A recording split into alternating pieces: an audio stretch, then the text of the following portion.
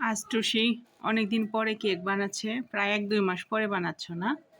এই কেকটা হচ্ছে আমার খাওয়ার জন্য। আমি অনেকদিন কেক খাই না, তাই মনে হচ্ছে আমি বোধহয় মারা যাচ্ছি কেকের জন্য। এই জন্য টুসি বানাচ্ছি কেক। আজকে কেকটা কি চকলেট কেক হবে? তো বন্ধুরা, আগামীকাল একটা কেকের অর্ডার আছে। ওটা হচ্ছে কি কেক যেন? ভ্যানিলা কেকের অর্ডার আছে। তো ভাবলাম আগামীকাল যেহেতু বানাবে, ওই কেক তো আর খেতে পাবো না, ওটা কাস্টমারদের। তো তখন তো আমার খেতে মন চাবে, তাহলে আমাকে আজকে একটা বানিয়ে দাও। তাই তো সে আজকে আমার জন্য চকলেট কেক বানাচ্ছে, কারণ হচ্ছে আমি চকলেট কেক খুব পছন্দ করি। আমার ভ্যানিলা কেক ভালো লাগে না, আমার চকলেট কেক ভালো লাগে। টুসি, তুমি কোন চকলেট পছন্দ করো?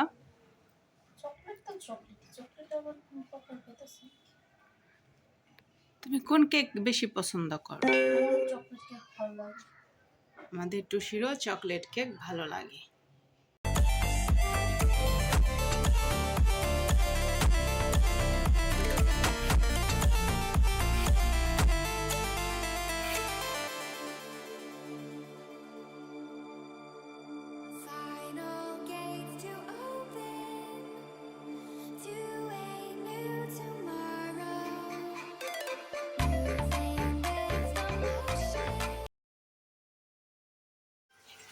এই যে দেখেন, তো সেটা হচ্ছে এখন কেক বানানোর শেষ।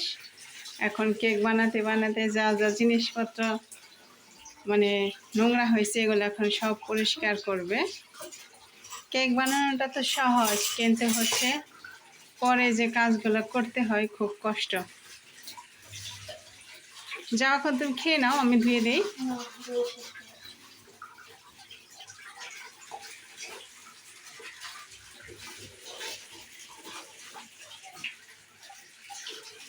তো বন্ধুরা, তিশা আজকে যে কেকটা বানিয়েছে সেটা এখন রেডি হয়ে গেছে। এর মধ্যে তিশা খাওয়া দাওয়া করে একটু ঘুমিয়েছিল, এই জন্য হচ্ছে যে চোখগুলো দেখেন ফুলে ফুলে আছে। তো দেখি তিশা আজ কী করে। তো তিশা এখন কি করবে, চলো কি করবে? আমি কেক কাট করব। শুয়ে আছে অনেকক্ষণ তো, জেগে আছে, বলতেছে উঠে উঠে কি করি, উঠে আগে কেক কাট করব, তারপর আমি পড়তে বসবো। কেক কাট ছাড়া আমি পড়তে বসবো না। অনেক কষ্ট করে কেক বানিয়েছি, কেক না কাটলে না ভালো লাগে না। যাই হোক, ওকে এখন আমি কাটবো।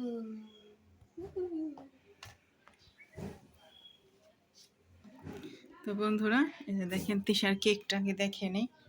তিশার কেকটা কিন্তু বেশ সুন্দর হয়েছে। এটা প্রায় 1 পাউন্ডের মতো। 1 পাউন্ডের বেশি হবে না?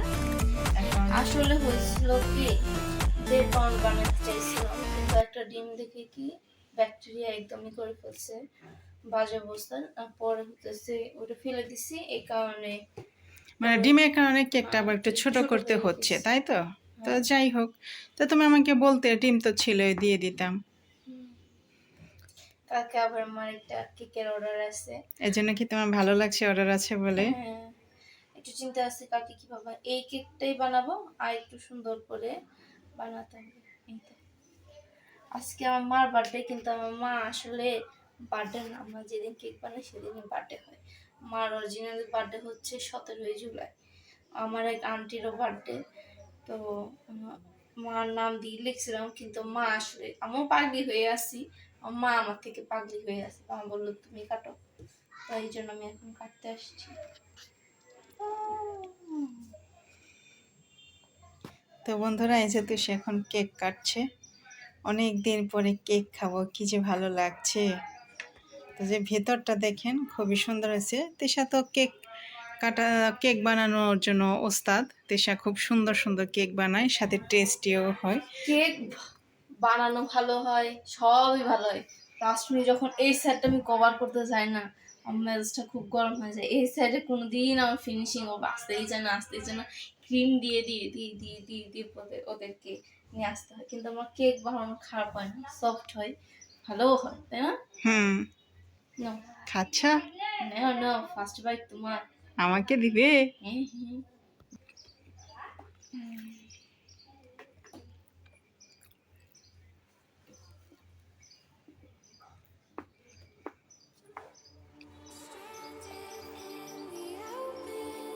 অনেকদিন পর খাচ্ছি।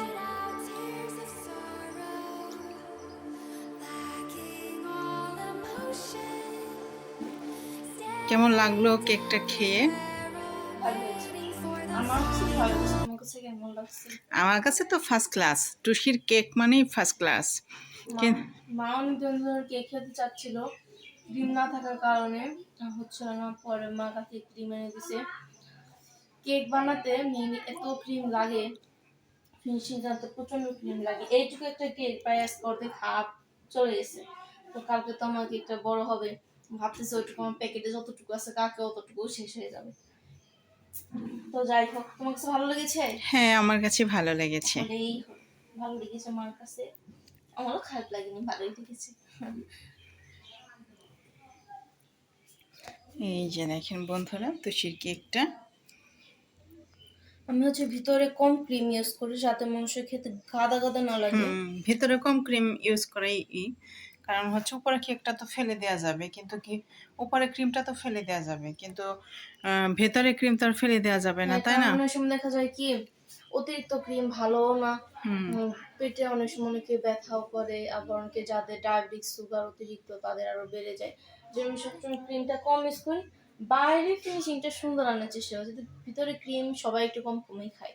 যতই বাইরে বলো ক্রিম না হলে ভালো লাগে না, কিন্তু ক্রিম সবাই কম খায়, স্পেসিফিক দু একজন পার্সন ছাড়া। এই জন্য হচ্ছে আমি কম ক্রিম দিয়ে হচ্ছে কেক বানানোর চেষ্টা করি। তো আজকে এ পর্যন্তই ব্লগটা থাকবে।